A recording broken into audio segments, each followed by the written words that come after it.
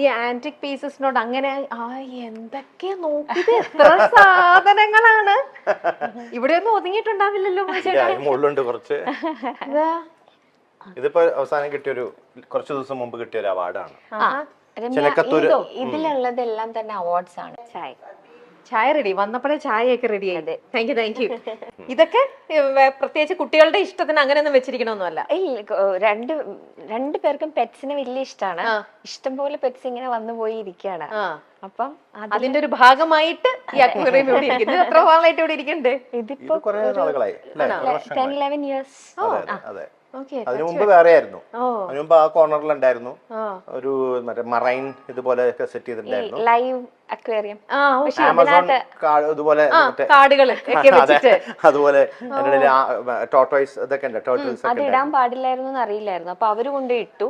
അതിങ്ങനെ വീട്ടിലൊക്കെ ഇങ്ങനെ നടക്കും. അത് നമ്മള് പുറത്തേക്ക് പോയിട്ട് വരുമ്പോഴത്തേക്കും അത് കട്ടിലിന്റെ ചോട്ടിലും അവിടെ ഒക്കെ ആയിട്ട് പോകും. അതിന് മുകളിൽ നിന്ന് കയറി ചാടി ചിലതൊക്കെ ആത്മഹത്യ ചെയ്തിട്ടുണ്ട്. അങ്ങനെ കരയിലേക്ക് ചാടിയാൽ അത് മരിക്കുമോ? അതുകൊണ്ട് നിങ്ങൾ അത് മാറ്റി ഇങ്ങനെ ആക്കി വെച്ചു. ആമയെ വളർത്താൻ പാടില്ല.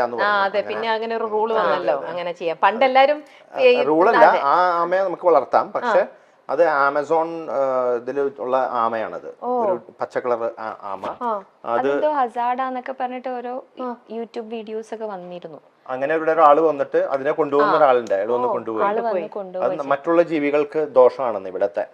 ഇപ്പൊ നമ്മളത് പുറത്ത് അഴിച്ചു വിട്ടാലും അല്ലെങ്കിൽ വെള്ളത്തിൽ കൊണ്ടുവന്നിട്ടാലും ഒക്കെ മറ്റുള്ള ജീവികൾ നമ്മുടെ ഇവിടത്തേക്ക് സെറ്റ് ആയിട്ടുണ്ടാവില്ല. ഓക്കെ. അതുകൊണ്ട് മനുഷ്യന്റെ ഇഷ്ടമാണ് ഇങ്ങനത്തെ പെറ്റ്സും കാര്യങ്ങളൊക്കെ. ഭയങ്കര ഇഷ്ടമാണ്. ഇതല്ലേ ഏറ്റവും വലിയ പെറ്റ് അല്ലേ? ഞാൻ നിങ്ങളുടെ ഇന്റർവ്യൂല്, എനിക്ക് പിന്നെ ഇന്റർവ്യൂ നല്ല നമുക്ക് പേഴ്സണലി അല്ലാണ്ട് നല്ല പരിചയമുണ്ട്, ഇവരെ കുറിച്ച് അല്ലാതെ തന്നെ അറിയാം. എപ്പോഴും അതെ ചേച്ചിയാണ്. എന്താ ഞാൻ വേറൊരു കാര്യം കൂടെ ഉണ്ട്, ചേച്ചിക്ക് അറിയോ, സോഷ്യൽ മീഡിയ തുറന്നു കഴിഞ്ഞാല് മൈച്ചേട്ടന്റെ ഒറ്റയ്ക്കുള്ള ഇന്റർവ്യൂവിനെക്കാട്ടിലും ഭയങ്കര റീച്ചും ഭയങ്കര പബ്ലിസിറ്റി ഈ ചേച്ചിക്കാണ്. സീക്രട്ട് ആണ് മനസ്സിലാവുന്നത്. രമേഷ് പിഷാരുടെയും ധർമ്മജനും പോലെയാ. അത് കളിക്കേട്ടാ, അത് കളിക്ക് ശരിക്ക്.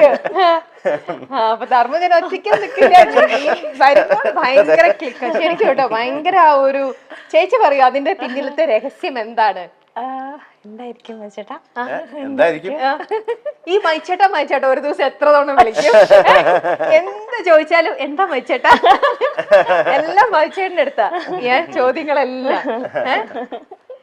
ഇവിടെ അത് നിങ്ങളുടെ പടമല്ലേ? അതൊക്കെ ഓരോ ആരാധകര് വരച്ചു വെച്ചിരിക്കുന്നത്. ചിലതിലൊക്കെ ഞങ്ങളെ പോലൊന്നും ഉണ്ടാവില്ല കേട്ടോ കാണാൻ. എന്നാലും നമുക്ക് മനസ്സിലാവുമല്ലോ അത് നിങ്ങളുടെ തന്നെയാണ്. ഇത് ചേച്ചിയുടെ, നിങ്ങൾ രണ്ടുപേരിലും ചേച്ചി വരയ്ക്കും അല്ലേ? ഞാൻ പറഞ്ഞു കോളേജ് വരെയൊക്കെ ചെറുതായിട്ട്. പക്ഷെ 2 കുട്ടികളും വരയ്ക്കും. ഞങ്ങക്ക് നല്ല ചായയൊക്കെ ഉണ്ടാക്കി തന്നത് ഇതാ നമ്മുടെ മത്സ്യേട്ടന്റെ സ്വന്തം അമ്മയാണ്.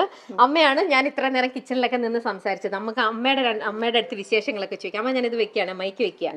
നല്ല ചായ ആയിരുന്നു കേട്ടോ, നല്ല സൂപ്പർ ചായ. ചേച്ചി എങ്ങനെയുണ്ട് ചായ ഉണ്ടാക്കാൻ? അമ്മയുടെ അത്ര വരുമോ?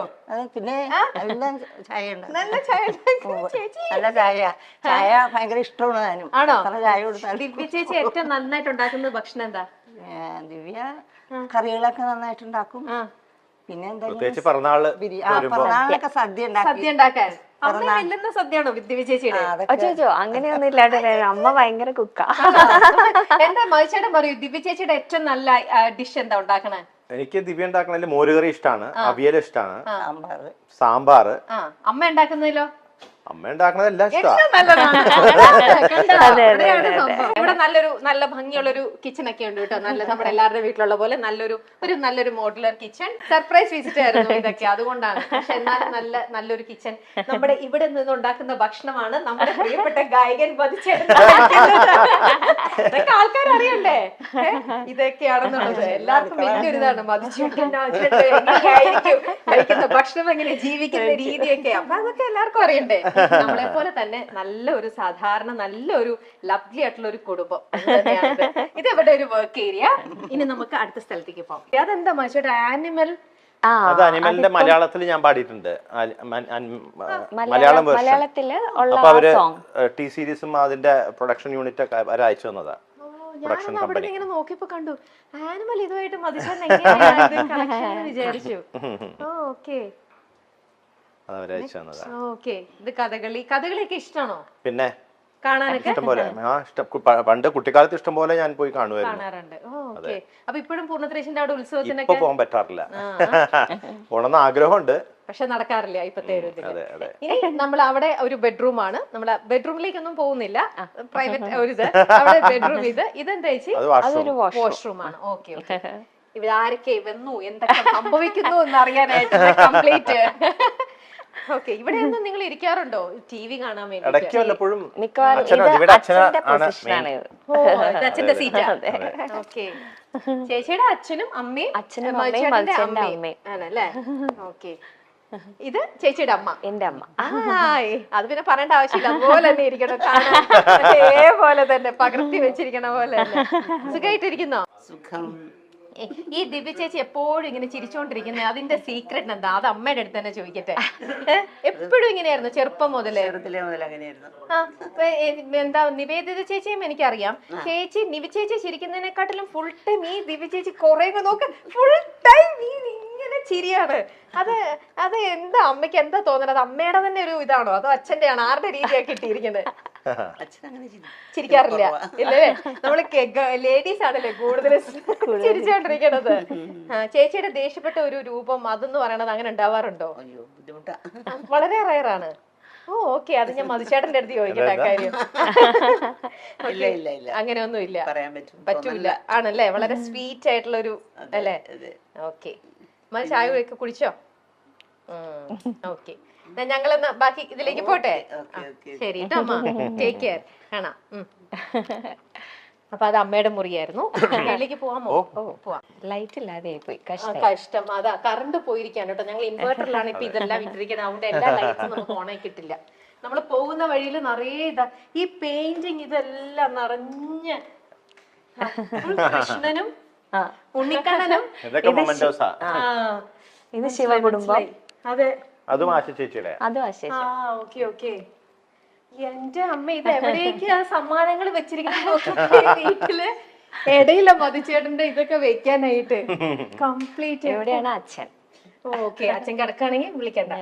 നോക്കാം. അച്ഛൻ വായനയിലാണ്. ഒന്ന് വന്നാ ബുദ്ധിമുട്ടാവോ? അച്ഛ ഒരു ഇന്റർവ്യൂവിന്റെ രമ്യ അറിയില്ലേ? രമ്യ, നിഖിലിന്റെ രമ്യ ഓർമ്മയില്ലേ? രമ്യ ചേച്ചിയുടെ അച്ഛനാണ് കേട്ടോ. അച്ഛൻ ഭയങ്കര റീഡിങ് ഹാബിറ്റ് ഉള്ള ഒരാളാണ്. അച്ഛൻ ഒരുപാട് വായിക്കും. അപ്പൊ അച്ഛൻ വായിച്ചുകൊണ്ടിരിക്കുമ്പോ ഞങ്ങൾ ഒന്ന് ബുദ്ധിമുട്ടിക്കാൻ വന്നതാ. ഇത് അച്ഛന്റെ മൈക്കാണ്. മൈക്ക് പറയണത് കേൾക്കാനായിട്ട്. അച്ഛൻ സുഖമായിട്ടിരിക്കണോ? പിന്നെ ചായ കുടിച്ചോ? ചായ കുടിച്ചു. എന്ത് ബുക്കാ ഈ വായിക്കുന്നേ? അയോധ്യ. വായിച്ചു കഴിയാറായി. അതല്ല, ഒരുപാട് സത്യങ്ങളാ നമ്മൾ അറിയാത്ത സത്യങ്ങൾ അതിനകത്ത് മുഴുവനും. എന്തൊക്കെ കാര്യങ്ങളായിരുന്നു അറിയില്ലേ? ഈ മക്കൾക്കുണ്ടോ ഇതേപോലെ റീഡിങ് ഹാബിറ്റ്? മക്കൾക്കുണ്ടോ? വായിക്കാനുള്ള ശീലമുണ്ട്. ഉണ്ട്. ആ മകനില്ല. അതൊക്കെയാണ് എന്റെ ഇൻട്രസ്റ്റ്. യക്ഷിക്കഥ, പ്രേതകഥ, ഹൊററാണ് എന്റെ. അതല്ല മോളെ, നമുക്ക് വായിക്കാൻ ശീലമുണ്ടെങ്കിൽ സമയം നന്നായിട്ട് പോയിക്കൊണ്ടിരിക്കും. യാതൊരു സംശയമില്ല. മറ്റേതറിയാമോ, ഒരു ബോറിംഗ്. നമുക്കിനി ബാക്കിയുള്ള അച്ഛൻ ഞങ്ങളെ ബാക്കിയുള്ള അടുത്തേക്ക് കൊണ്ടൊന്ന് പോയി വീടിന്ന് ചക്രടിച്ച് കാണട്ടെ. അപ്പൊ സന്തോഷം കേട്ടോ. കാണാം കേട്ടോ. സന്തോഷം. ശരി ശരി. ഓക്കെ. നീ പൂജ റൂം. ഓ, മേളിലാ പൂജാ റൂം. ഇത് ദിവ്യയുടെ വീണയാണ്. ദിവ്യ കുറച്ചാള് വീണ പഠിക്കണ്ടായിരുന്നു. അത് അവിടെ തന്നെ നിൽക്കണ്ടേ? എന്റെ വീട്ടിൽ ഒരു തബ്രും വീട് ഇങ്ങനെ ഒരു ഷോ പീസ് ആയിട്ടാണ് അവിടെ ഇരിക്കുന്നത്. ഇതായിട്ട് പൂജാമുറി. എന്താ ഐശ്വര്യം. ഇതെന്റെ അച്ഛൻ.